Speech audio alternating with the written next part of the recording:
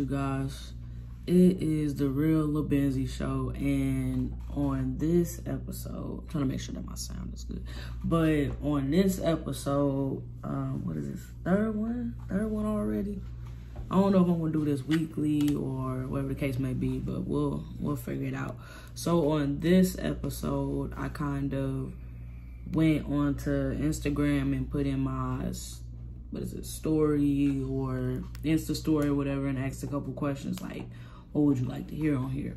So I'm just gonna read and roll off of some of the subjects that people, has. Some of them is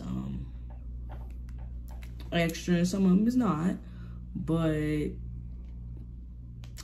it's a mixed crowd. So the first question I'm gonna go off of is some questions. Okay, we're gonna read off this one. This one says, how to keep your relationship private in the social media world we live in now. I'm struggling with it. Well, I don't think it's hard, but it just depends on what y'all situation is. I mean, some people feel like if you don't share them on social media, that y'all not official or whatever the case may be, but that's not. It just depends on the people, because if they feel like you've been sharing everybody else you've been dating, and then all of a sudden you don't want to share you, some people have some insecurities, but it also be sneaky people out here though. It's some people out here that are very sneaky, and some people just like need that validation. But people fail to realize that even if somebody share you on social media, they still could be cheating on you. Like, they could still be dogging and clowning you, and now you have an audience of people dogging and clowning you, and you don't even know it because you think you locked in with this person the whole time. You are not. So it's kind of, a little messed up.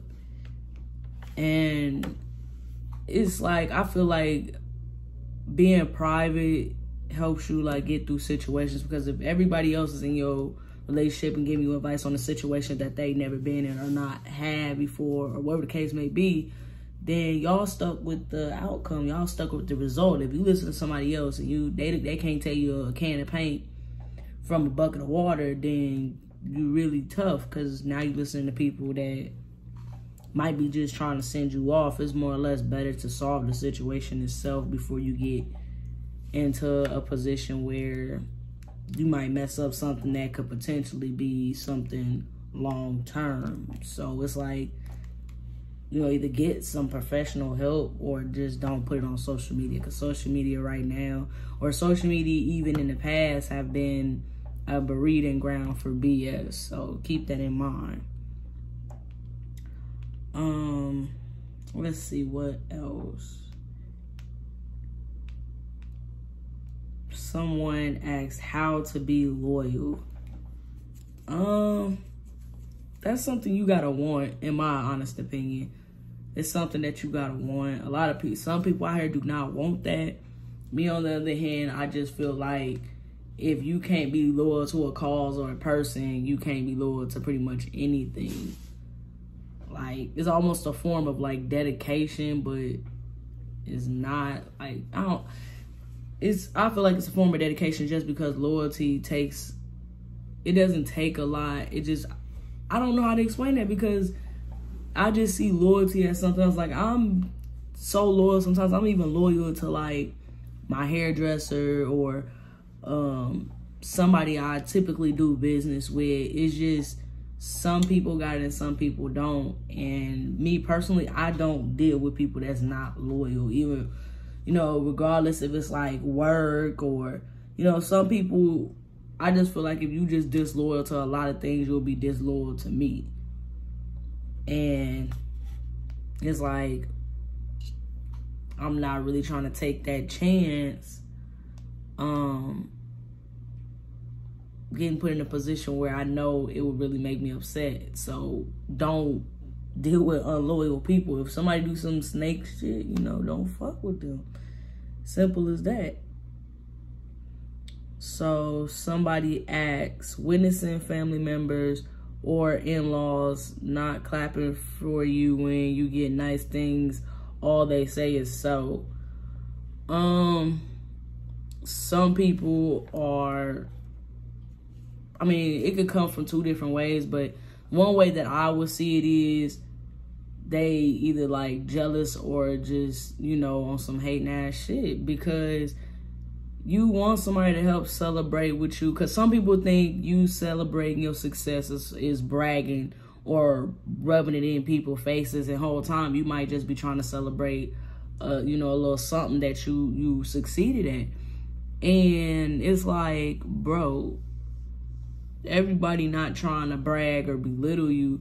Even, you know, some of your family, some people do try to do that just to be doing it, but sometimes it's not even towards you. It could be towards somebody that said they couldn't do it or whatever the case may be. Some people just be jealous of your situation, like, oh, so you got this, so you doing it, so, like, sometimes it'll be like, oh, okay, cool, just okay, cool.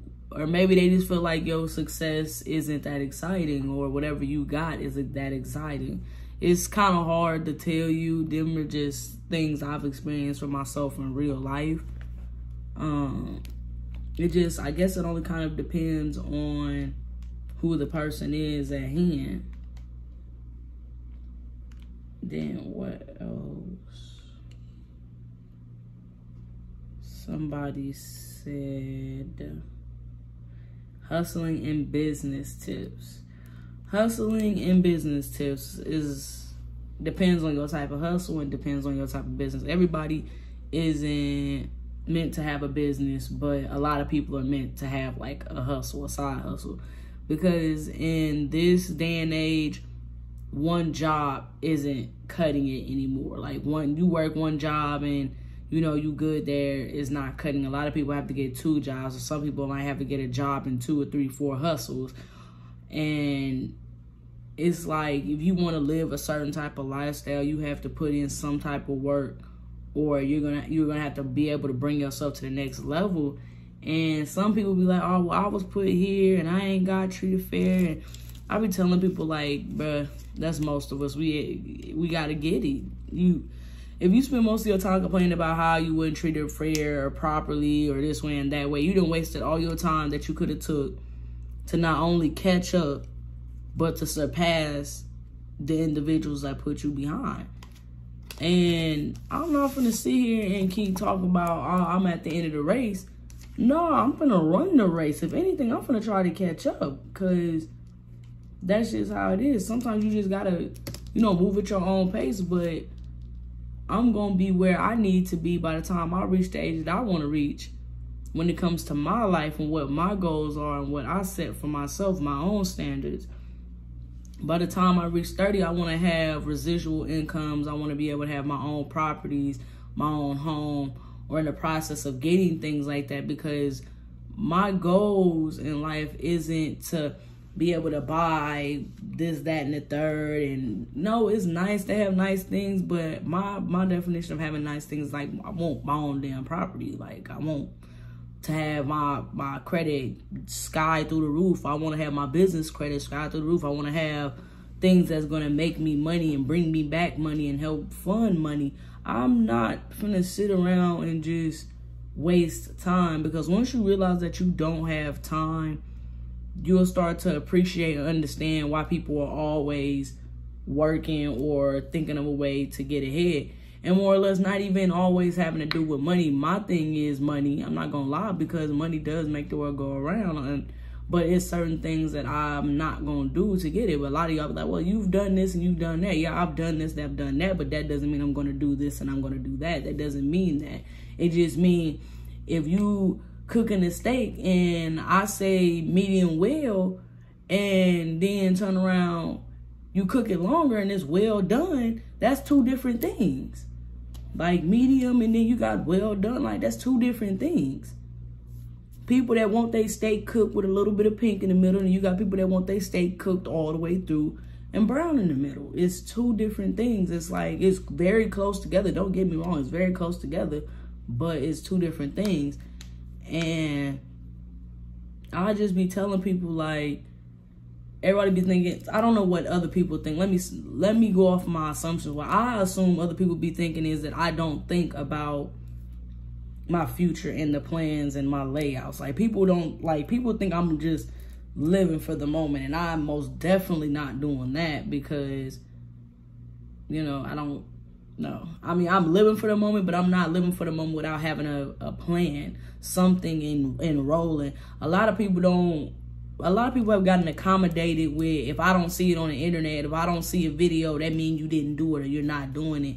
And people have to understand, just because somebody isn't plastering all over the internet what their next move is, doesn't mean they're not making a move. Doesn't mean that they're not saving. Doesn't mean that they're not doing this. Doesn't mean, you only know how much a person is telling you through what they are actually letting y'all be known. And it's like, bro, you can't do that. Like, if you think like that and you move like that, it's gonna be like that. And for me, it's like, wait a minute, they only telling this part, but they're not telling the rest of this part. That's how some of y'all fall for the okie doke and everything. And I'm like, I'm not falling for the okie doke. I'm not falling for that. I'm going, you know, you have to be aware of your surroundings and be aware of a lot of stuff. And a lot of people are not aware of their surroundings and a lot of this stuff. I see stuff differently, and I process a little bit differently. So when I tell people you can have a hustle, but you don't have to, like, cross your boundaries in life to get ahead. Because I know I got real off topic, but let me shorten that up to basically saying that you don't have to break your codes to get ahead in life. It just take longer. It's probably going to take longer. You trying to do it without this handicap, without this crutch, without this shortcut, without this help, or without this access, is going to take longer. And some people eventually get tired and give up because they're tired of working towards that. Some people might get extra help, get a shortcut, or whatever the case may be, but sometimes you have to really put in that work. Even with me right now and me doing my podcast, I'm putting in the work. I want to do this, and I want to be at least like, I tried it, I didn't have a feel for it, or I tried it and I love doing it.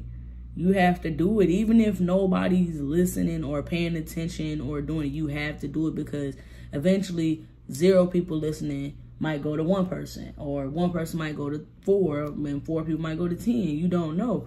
But at the same time, you have to put in that work. You want your stuff heard, you want your music heard, you want your clothes seen. You have to put in that work. And I'm not just talking about the generic, oh, I did this and I did that and I did this. No, you literally have to put in extra work, overtime, creativity. You have to put that in order to get what you really want out of it. And some people are like, oh, I'm doing this. Okay, you're doing it, but you're not doing it hard enough. You're not doing it enough. Like, even with me, I'm like, dang, I should be here. But then I sit down and I write down and be like, oh, snap. Well, I could be doing this. I could be adding this. I could be learning how to do this. Like, I see a list of stuff that I need to really, like, stamp down and, like, really get firm on to really get where I need to go. And I'm just like, okay, it's hard. It's hard being disciplined. It's hard trying to, like, really do something you want to do on top of making sure you pay bills. And people don't understand that some people are working jobs right now that they're miserable at, that contributes to them, like, just saying fuck life. Like, and I've worked jobs like that. I used to work jobs that I love to work. But eventually, over time, it'd be like you giving yourself to a job that replace you in a couple days. And some people, that's just how life is. Somebody got to do the work around here. I'm not saying everybody can be a CEO and everything. One thing people have to fail to realize, the world goes round and round, and people have their positions in life regardless of how you all see them. But that doesn't mean you treat them any less as a human, because somebody has to do those little jobs. But if you are at a point in your life where you ain't got the extra money and stuff, you're going to have to find a hustle, whether it's making chicken plates, washing clothes, cleaning tennis shoes, watching kids, dog sitting, whatever the case may be. You got to find your little bit of help. You gotta find your little bit of hustle, because it's not gonna always come easy. It's not gonna always come easy. Like, because it was a point where I never thought about being an entertainer and being where I'm at now, because I work in a regular job. I wasn't thinking about dancing. I was thinking about getting another CNA job and trying to make it work and work overtime. And some people don't have that freedom or that extra, you know, oomph to do that. And I'm not saying this for everybody, and I'm not saying that everybody should go out and dance and make money. Leading to my next topic, somebody was asking me to talk about basically the other side of being an entertainer. Somebody was asking me, could I explain that? Because a lot of people are sitting here, I wouldn't say a lot of people, but a lot of people, regular people, don't understand or respect the other, you know, being an entertainer. And I say that loosely, like dancing in general. They don't understand, because it's a whole nother world they own. I'm gonna explain it a little bit, but basically it's two sides to being an entertainer. There's one side where you see the money, the people you meet, the platform, the rock star lifestyle, the money, and you see a lot of stuff. You see a lot of things, and that stuff can be glamorous and fun and lit and all of that. It can be all of that. But what people fail to realize, that some people that are entertainers, some people are suffering from anywhere from depression, drug abuse, alcoholism, a lot of other things. And it's not always glamorous because of the environment that the woman works in. And before anybody try to butt in and be like, oh, that's y'all fault, y'all gotta... Look, man, ain't nobody asked you to be a dick, okay? Simple as that. Don't nobody want to hear y'all dick-ass responses, because everybody got to do what they got to do to get out here and got to eat, okay? As simple as that. Everybody got roles in life. So it can be very difficult, and it can be very wear and tear on the mental and the body. And it's a fantasy when it comes down to being an entertainer, because that's the job. But what people fail to realize is it's like a costume. Some of us wear that costume to work because that's our job. And once we done, we take that costume off, that uniform off. And what people fail to realize, on my application, some things that y'all think we supposed to do we not doing. Like, it's been times where y'all gotta understand, being an entertainer, you have to pay these clubs to dance. You don't just come up in there with some Victoria's Secret underwear and some goddamn Ross Dress for Less wedges and you gonna make $2,000 in one night. It doesn't work like that. And I'm not saying it's not possible, but I'm telling you right now, it does not work like that, especially how things have been going. Like, being a dancer, entertainer has gone down these last few years. I've only been doing it for a few years, but having the privilege to be around women that's been in the game since 2005, I've been told stories otherwise, like almost legendary stories or whatever case may be. But hearing those stories to now, it's like women are just like, it's crazy.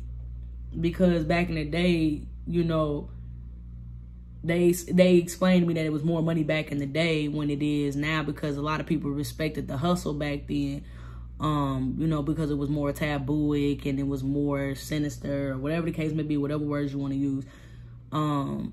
It was just something that nobody really just did. And now with speeding it up some years, it's like, I've had people be like, oh, everybody's becoming a dancer, everybody's doing it, everybody. And I'm like, that's cool and all, but y'all gotta understand that the market has been oversaturated, and now it's like, it's almost like people gotta fail to realize that it's not like back in the day where the money was coming. a lot of people that were spending money are either locked up, gone, or some people just not spending their money no more. And it's not easy.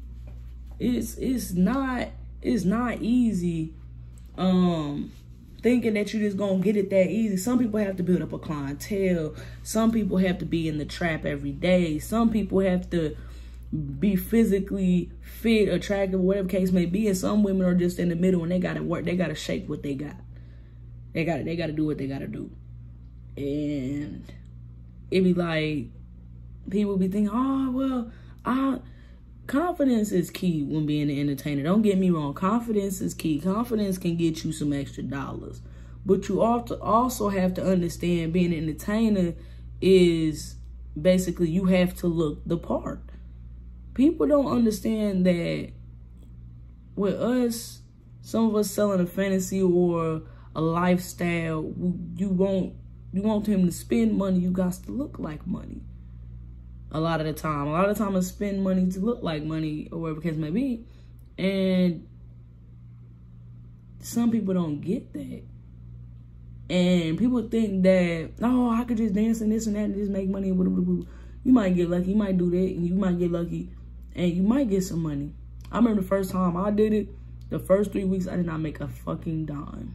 Nothing. It wasn't ugly. You know, I was chunky or whatever, but the first 3 weekends, I didn't make anything, not a dime.